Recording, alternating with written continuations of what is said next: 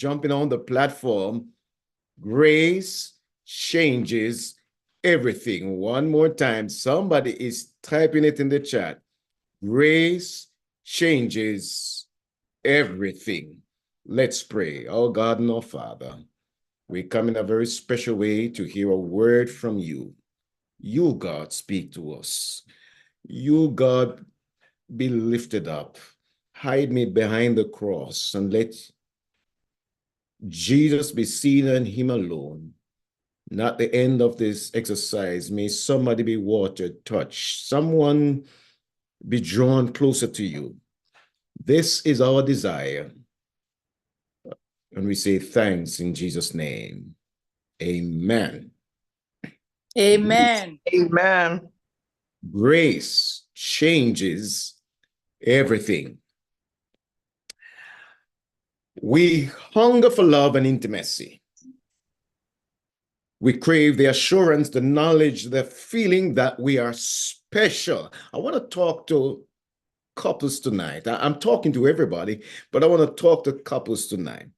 We crave the assurance, the knowledge, the feeling that we are special and are understood by another human being. That's someone else.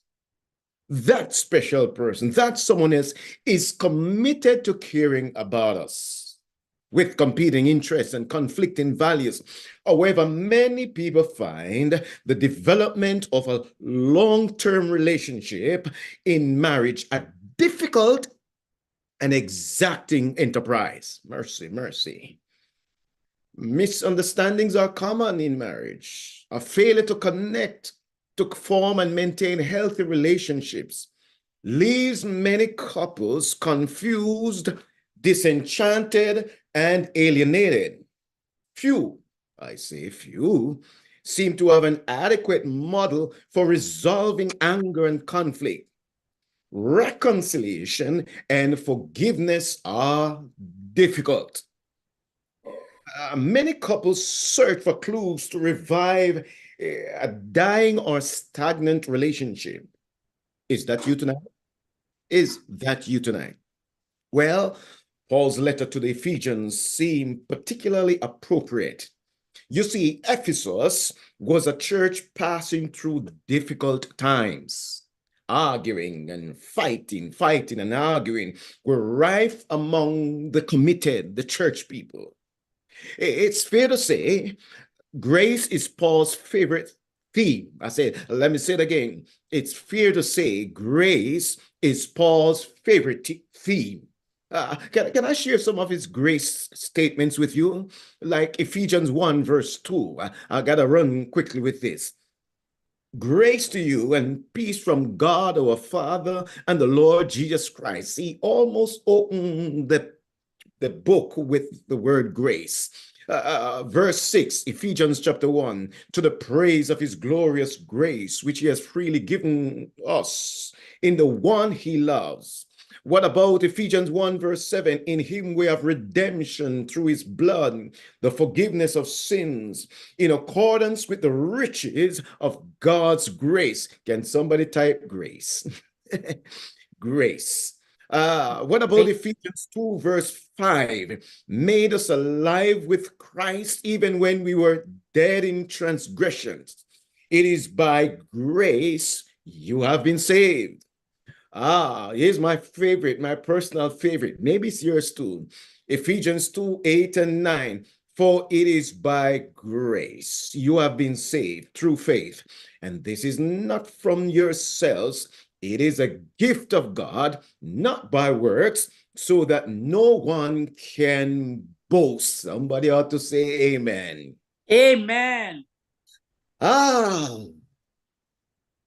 For him, Paul, the grace of God was not merely a sedative for discomfort. It had transformed his life. Paul argues that, hear my statement for tonight, you got to catch it.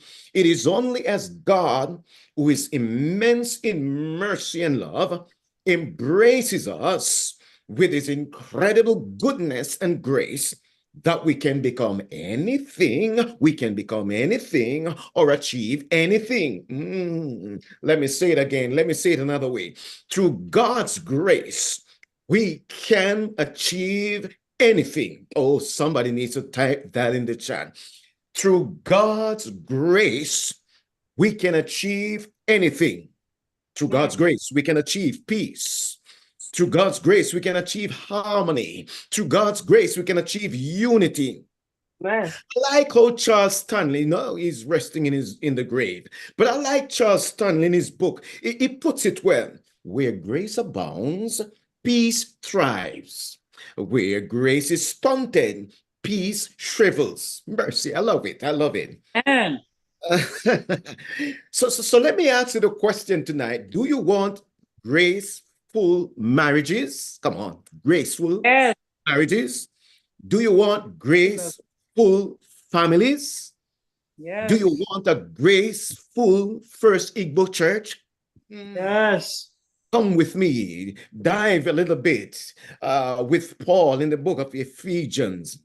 And can you bear with me? I want to share 5 stuff with you.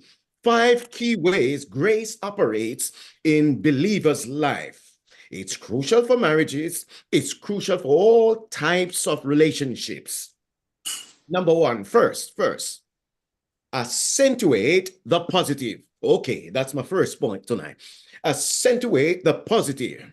And our text is Ephesians 4 and verse 2. Remember, we're diving into Ephesians 4 verse 2. Hold on to that text. Grace leads us, my brothers and sisters, to focus on the positive, not the negative. Can I say it again? Grace leads us to focus on the positive, not the negative. I really know it's challenging to be around certain individuals. Mercy.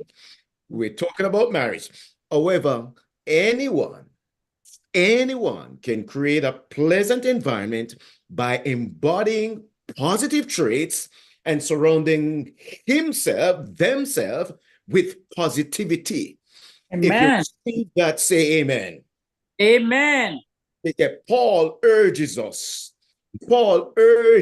couples to demonstrate these 4 traits. Verse 2, Ephesians 4, verse 2, with all lowliness and gentleness, with long suffering, bearing with one another in love. 4 things. In other words, if you miss it, exercise humility, not arrogance. I'm loving this. Exercise gentleness, not harshness. I exercise patience, not impatience. I'm talking about when you are married, where you're a couple. Exercise forbearance, not intolerance. For marriages, brothers and sisters, to endure over time, both partners need these 4 essential qualities: humility, gentleness, patience, forbearance. Focus on these. Do these. That's the first point. Accentuate the positive. The second point, deal constructively. Hear me. Deal constructively with anger and conflict. Ephesians 4, 25 and 26 and verse 31. Ephesians 4, 25, 26 and verse 31. I read, therefore, putting away lying, let each one of you speak truth with his neighbor, for we are members of one another. Be angry. Oops, let's get there. And do not sin. Do not let the sun go down on your wrath. Let all bitterness, wrath, anger, clamor, and evil speaking be put away from you with all malice. Paul counsels us tonight to stop recycling our gripes and disagreements. I got to say it again. Paul counsels us to stop recycling our gripes and disagreements. Let me see if I can help you a little bit. A man in counseling lamented. I said he goes before the counselor. He laments, my wife is always historical. The counselor corrected him. You mean hysterical? The man replied, no, historical. Every time we argue, every time there's a quarrel, she brings up things from 20 years ago. Did you catch it? Stop recycling gripes and disagreements. God's grace enables us. I said, through God's grace, we can achieve anything. We can become what God wants us to become. God's grace enables us to recognize the times when we are angry and to deal with these feelings constructively. Through God's grace, we can achieve this. Anger, you see, acts as a warning system to tell us when we have been hurt by another person. Notice where I'm going with anger. Paul is not condemning anger, but pointing out that we need to deal with our hurts and disagreements and not let the days go by without resolving them amicably. That's why it says, don't let the sun set on your wrath. He's talking, and realistically, sometimes it boils over to a day or two, but find a way to resolve it after a while. Don't let it spill out for years. Don't let it spill out for months. Don't let it spill out for days upon days. Come and resolve it. Holding on to anger, you see, leads to bitterness. Holding on to anger leads to resentment. Holding on to anger gives me a desire for revenge. So let it go. Let it go. And an inability to deal with anger and conflict is one of the common causes of distress and failure in marriage. Is anybody listening to me tonight? Yes. Get rid of all bitterness. Verse 31 is saying, get rid of all rage, get rid of all anger, get rid of all brawling and slander, along with every form of malice. In other words, put the past behind you by getting rid of the ghosts of the past. Oh, Lord. I said, put the past behind you by getting rid of the ghosts of the past. Okay, you're getting me with that. You say there's some stuff that we've got to work out. So let me go to my third point. Second point, deal constructively with anger and conflict. Third point, forgive one another. Amen. Forgive one another. If you will have a marriage that lasts for a long, long time, you got to learn to forgive one another. Verse 32, Ephesians 4, and be kind to one another, tender-hearted, forgiving one another, even as God in Christ has forgiven you.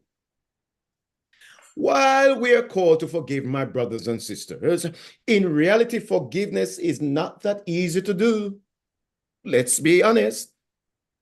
Though forgiveness may not be able to eliminate the consequences of wrong done, true forgiveness means that we are willing to release another person from the full weight of our judgment and condemnation, especially when they have done nothing at all to deserve that release. Mercy. Letting go of bitterness, resentment, and pain is truly an act of grace, which is a gift from God. It maintains the vitality of relationships and ends any risk of alienation or rejection. I'm saying through God's grace, we can achieve anything.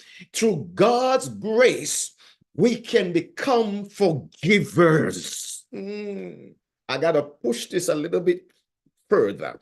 Amen. Let me press this forgiveness bit a bit more. Forgiveness involves at least two distinct facets. I hope you still have your writing pad. You got to take some notes in a Yes. family week of prayer, a family week of emphasis. One part of forgiveness is unconditional forgiveness. That's divine forgiveness, I call it, which we give to those who have hurt us because Christ has forgiven us. Remember, we hurt Christ and Christ has forgiven us. That's what we are seeing in Ephesians 4, verse 32. Now, unconditional forgiveness is not natural for us. No, you got to be a spiritual man. But through God's grace, we can become forgivers. Amen. We must rely on God's Spirit to help us. It is to be given first within our own heart. And that's the hardest part. And then it is offered humbly, sincerely, and with awareness that we as forgivers are not more righteous than the one we're forgiving. The fact that you are born in this world means you're a sinner. And every sinner is an imperfect being. And every imperfect being has messed up. And every imperfect being needs forgiveness. So if God has forgiven us, we have got to learn to forgive somebody else. Hallelujah. Amen. Amen. Especially when it comes to marriage, we've got to learn to forgive. Amen. Such unconditional, grace-based forgiveness has a freeing effect, liberating effect upon the forgiver. And it may create, I said, may create an environment where the offender, you remember, you're the one forgiving, the offender is drawn to repent. Now, this is not the goal, when you offer unconditional forgiveness, but it may come, somebody else may repent. So let me go to this next part. Unconditional forgiveness. Another aspect of forgiveness has to do with a process which the two persons enter into. Luke 17:3-4. Luke 17:3-4. Let me read. Luke 17:3-4. Take heed to yourselves. If your brother sins against you, rebuke him. If he repents, forgive him. If he repents, I got to read it again because sometimes we just rush through text. If he repents, forgive him. And if he sins against you 7 times in one day, and 7 times in a day returns to you saying, I repent, you shall forgive him. Amen. Are we ready to be Christians? Are we ready to be Christians? Yes. God's grace can help us to be anything God wants us to be. Amen. God's grace can help us to be forgivers. As long as a person repents, truly repents, we're to truly forgive. If the person repents, we are to forgive. If the process is to lead to reconciliation, there must be reciprocity, which involves dialogue, a working through of issues that cause the hurt, a commitment to communicate. I'm talking to couples now. I'm talking to all types of relationships, sometimes in the church.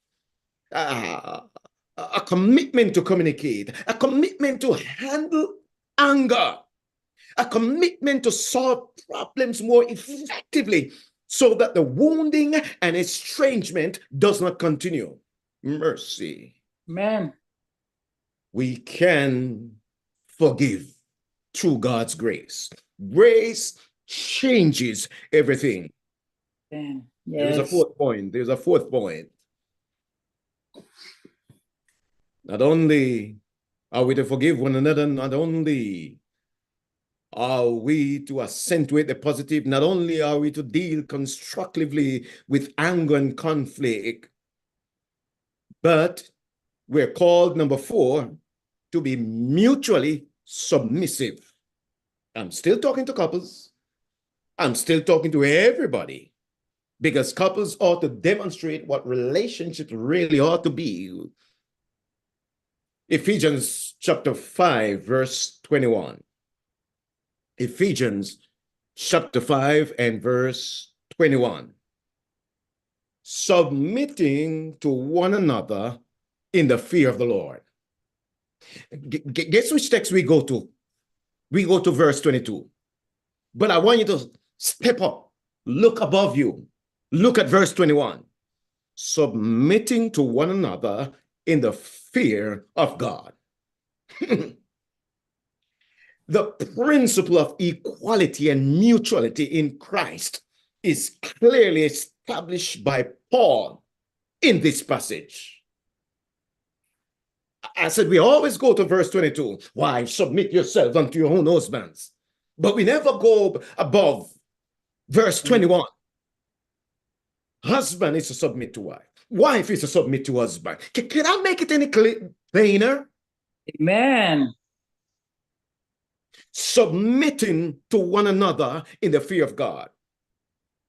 And the grace of God enables us to submit to one another out of love rather than assuming a position of superiority, domination, or control over another. Paul, right here, admonishes men and women, husbands and wives, all types of Christian relationships to be willing to offer themselves in the nurture and service of one another. Oh, let me demonstrate. My children, as small as they were, I would serve them. And that's what you do too. I would clean their stuff when they were yay high. I would change the pampers. Am I speaking to somebody? Yes. I would wash them. I was serving them. I was submitting to them. And how comes it becomes so difficult in a marriage relationship of equality where you're not all above me, I'm not above you, male and female created he, them. How comes it so difficult? Why does one want to have superiority over the other? Let's avoid power struggles, brothers and sisters. I think that's a point Paul is making. Useless power struggles that result in one being dominant over the other. Because, again, through God's grace, we can achieve anything.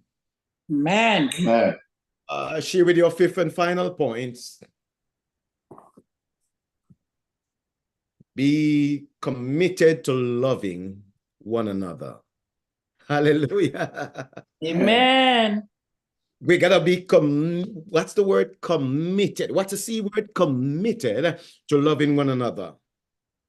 Ephesians chapter 5, verse 1 and 2. Ephesians chapter 5, verse 1 and 2. Therefore, be imitators of God as dear children. Imitate God. Walk in love. Mercy. As Christ also has loved us and given himself for us, an offering and a sacrifice to God for a sweet-smelling aroma. Paul invites us to live a life of love. This is the epitome of the call of grace. Only in the context of grace do we find ourselves motivated to freely and graciously love each other in ways the apostle summons us to do. Love is a choice. It's a choice to behave towards another person in gracious ways that reflect how we feel about them. It's more than just a feeling of fondness and affection. It involves commitment. I got to park here for a second or two. I'm almost done. But give me a few seconds, a few minutes to pull this together. I said, love involves commitment, a stick-to-itiveness. Commitment is a vital ingredient of a long-term relationship. It's an essential component of any love relationship. Sometimes the love feelings go, but you need to be committed. I'm committed to you, honey. I'm committed to you, dear. To make a commitment is to make a statement of loyalty. That's what we did when we when we came with our loved one or our spouse before God, before the pastor, in front of all these witnesses.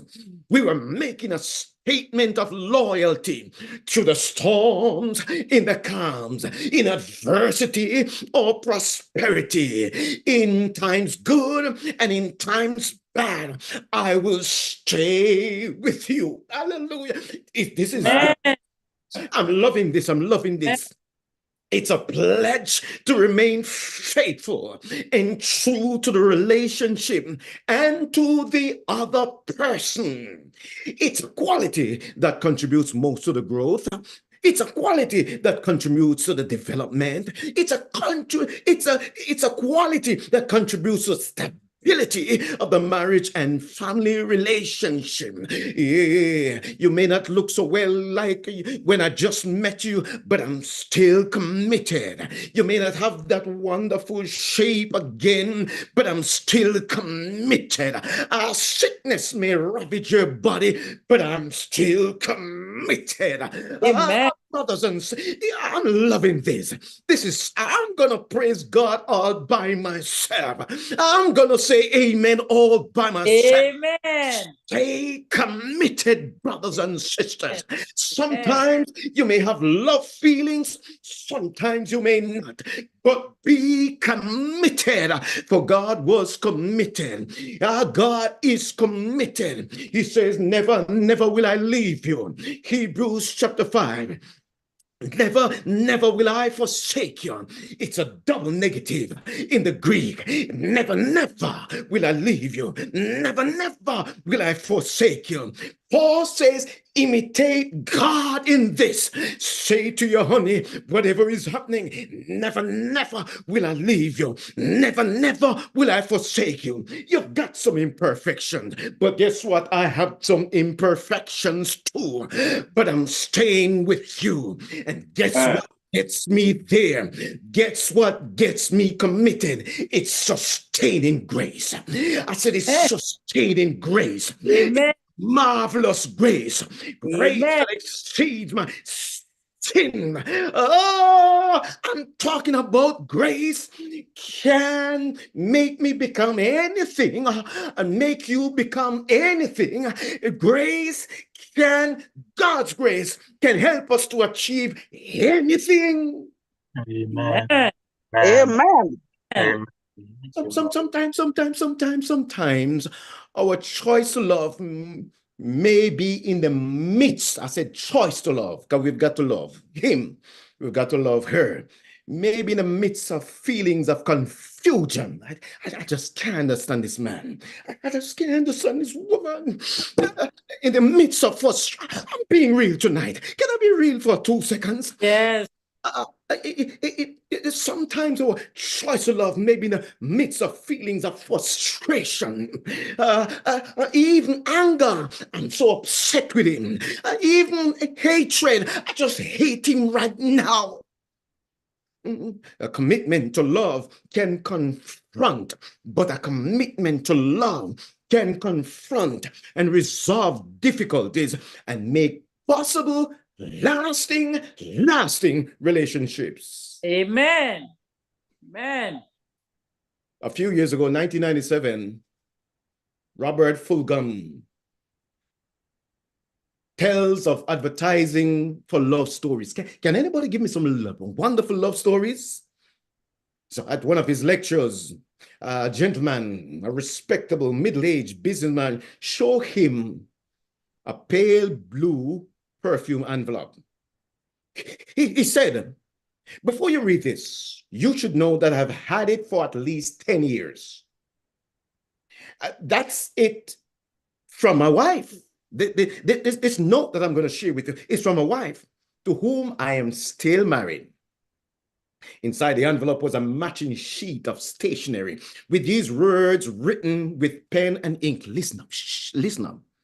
My dearest Harry, the wife is writing, I hate you. I hate you. I hate you. Respectfully, with all my love, Edna. He smiled as he refolded a note and put it back in the envelope. That's it, he said, and walked away with a smile. Commitment. Commitment. Close relationships can get to you. Nobody else will get to me as my wife. Because she's so close to me. If she does something, no, she's a perfect one. I'm not so, close relationship produce many feelings. That's what I'm saying.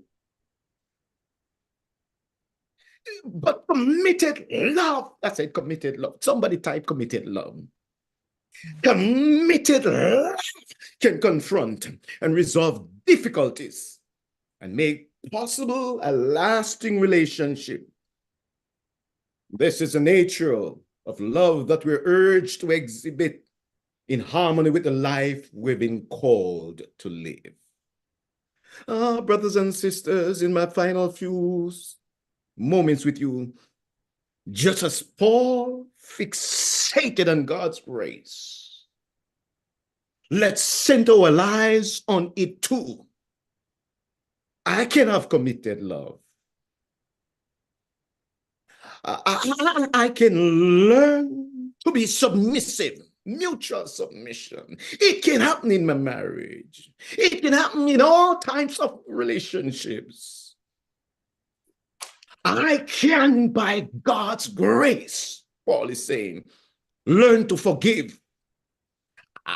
I can have unconditional forgiveness. And then it can lead to reconciliation.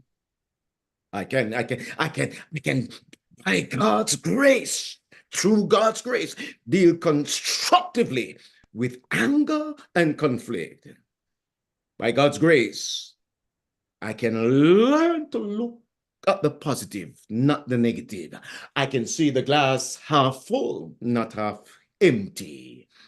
I can see it. I can see the scaffold instead of the obstacle, because I've learned to measure it in the eyes of grace.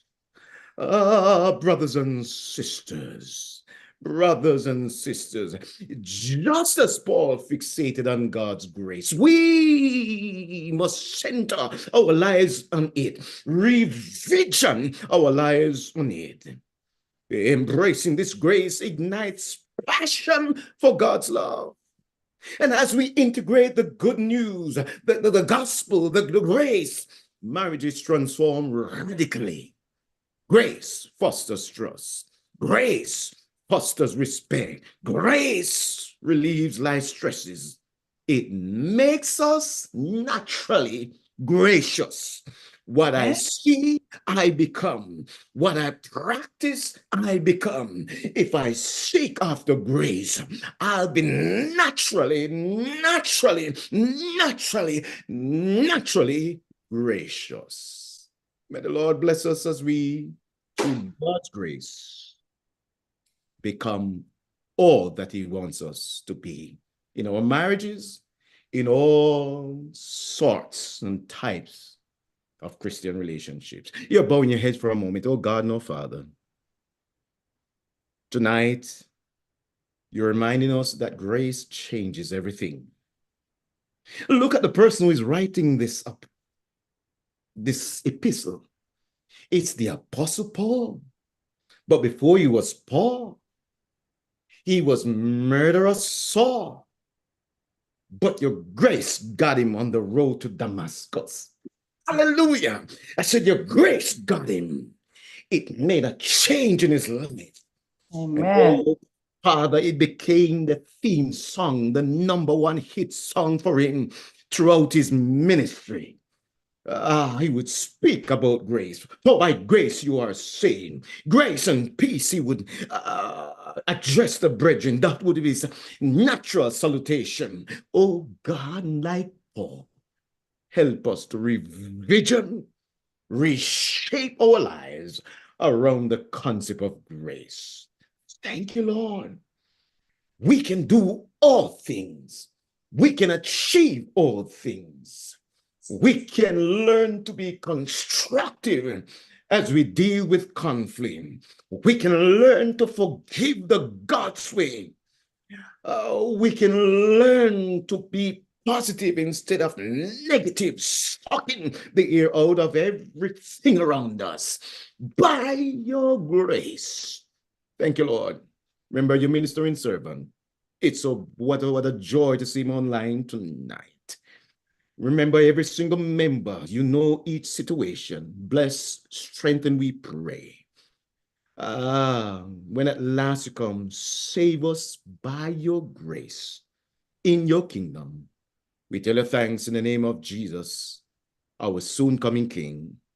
Let the church say, Amen. Amen. Amen. Amen. Amen. Amen. Amen. Amen. Amen.